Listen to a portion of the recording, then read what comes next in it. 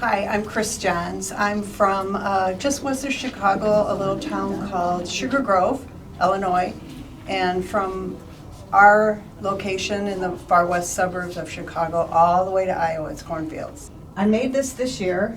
It's very much about transition for me. This is in a series. I've made 10 in this series, in the Epoch series, and this is number 7. And this, at the time, you know, I usually let what's happening in my life somewhat inform my art, or maybe my art is informing what's happening in my life. But so for this particular series, I had challenged myself each one to make it more and more complex.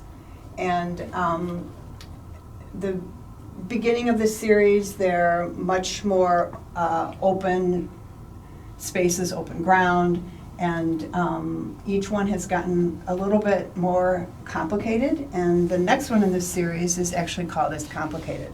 But this one, this period of my life was a huge transition, and I think often when we're in periods of transition, we feel the sense of chaos.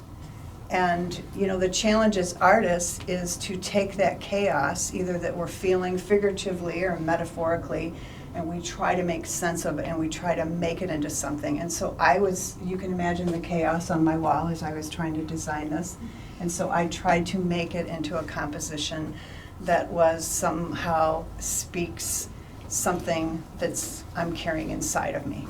I also usually set in my mind a palette.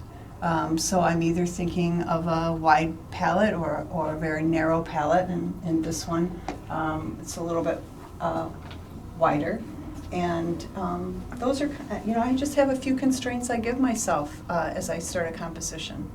I pretty much know where I'm headed. I'm not like just throwing stuff up. I've sketched it out in not in totality, but in the parts that I'm working on. I hand dye all my fabrics. Holy cow.